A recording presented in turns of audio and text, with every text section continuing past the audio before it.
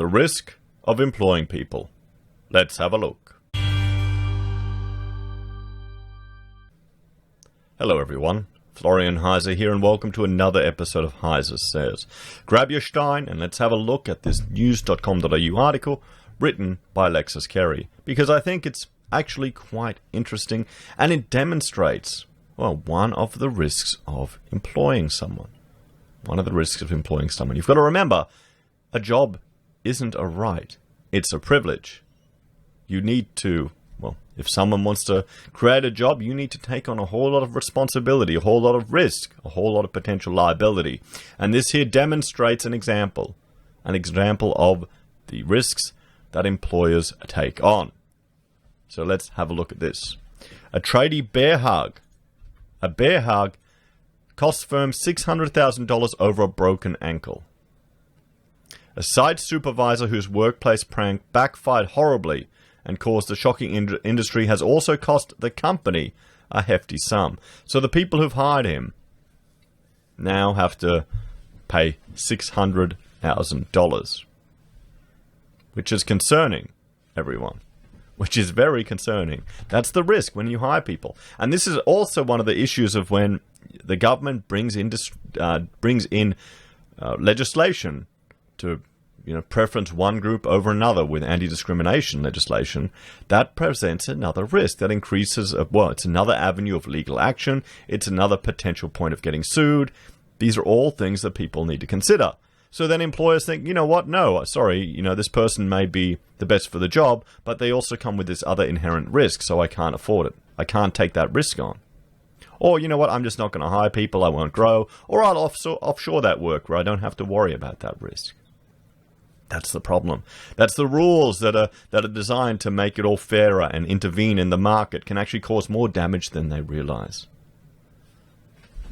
So, a playful supervisor has cost his company a small fortune after workplace horseplay landed an employee in hospital with a broken ankle. I mean, this is just a stock photo. I'm hoping it's not on a construction site. According to legal documents seen by news.com.au, the 30-year-old, it was construction.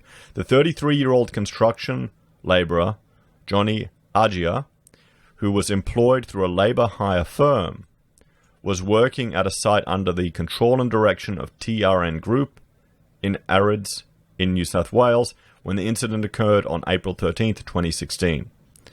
After lunch that day, Mr. Agia was returning to work when his supervisor approached him and playfully put him in a sort of bear hug.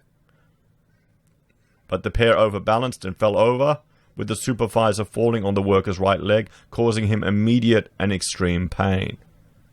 So it looks like an accident. It looks like an inappropriate accident at a workplace. He was driven to Campbelldown Hospital and was told his ankle was broken. He underwent surgery 3 days later and had to wear a moon boot for 3 months and described the injury as extremely painful. He eventually returned to work at his labor hire firm and performed light duties as he was still in discomfort before having a second operation in March 11, 2017. So this has been like a permanent and significant injury for this guy. Hopefully he's come out of it. It's extended pain from this one accident. From a supervisor that's going around bear hugging people on construction sites.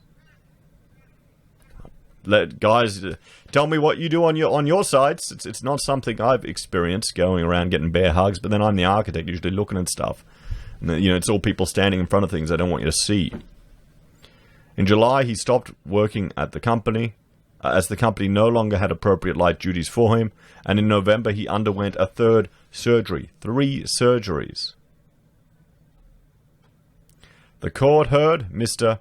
Agia was still in pain on a daily basis as a result of his injury, and that he was still unable to play sports he used to enjoy, such as soccer or touch footy.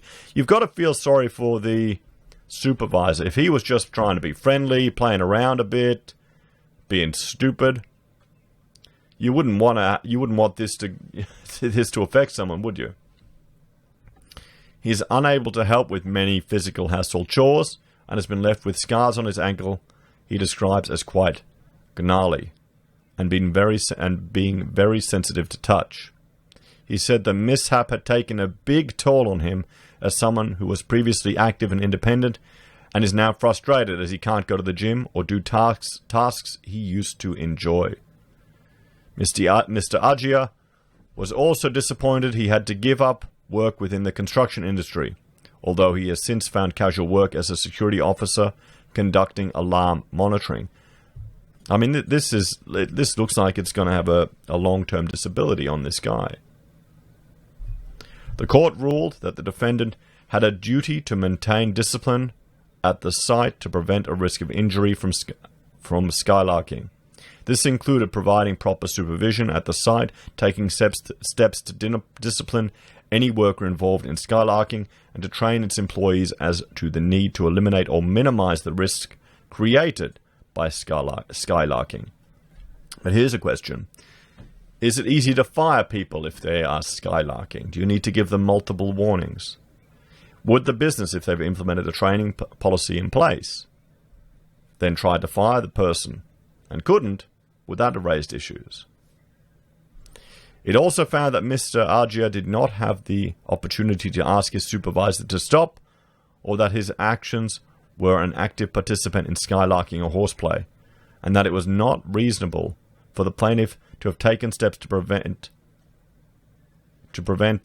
the contact before it occurred. So he didn't really have a chance to stop this guy coming up and giving him a huge hug. As a result, it was found that the injured man was entitled to a total of $660,000 in damages, including $118 for non-economic loss, $166 for past economic loss, $196 for future economic loss and loss superannuation, and past and present out-of-pocket expenses. So we can see here, everyone. We can see here. This is the risk. This is the risk of a business in employing staff through skylarking. Now, here's the question. Does the business have a right to sue the worker for undertaking this skylarking? Should the business have provided training to tell people not to skylark on a construction site? It's something I would always suspect would be quite sensible to avoid. But you can see how people like to create a pleasant atmosphere. What do you think, guys? Is it worth the risk? Should it be easier to terminate people under these situations? And do you feel sorry for the poor worker that's now going to have, substantial injuries for extended period? 600 grand ain't that much money, guys. It isn't that much of a reward. It's not worth it for the suffering this guy's putting up with. And is this a message to other people on site? What do you think, everyone? Let me know your thoughts and your takes on this in the comments down below. Please like, share, and subscribe to the channel. Are you a tradie working on site? Are you running around bear hugging people? I mean, do you need to train people for common sense? Is that the problem what we're heading at now? Don't run around and bear hug people on a construction site. As always, thanks for watching. Please like, share, and subscribe to the channel. If you're a fan and want to support the content I create, there are a few ways you can. You can join the channel on YouTube or Patreon. You can support us using our affiliate links at Amazon, eBay, Independent Reserve, or Kucoin. You can buy our merch from HeiseSays, use Gold Pass from the Perth Mint, or support us via PayPal. Take care, everyone. Have a great day, and I will see you all in the next episode.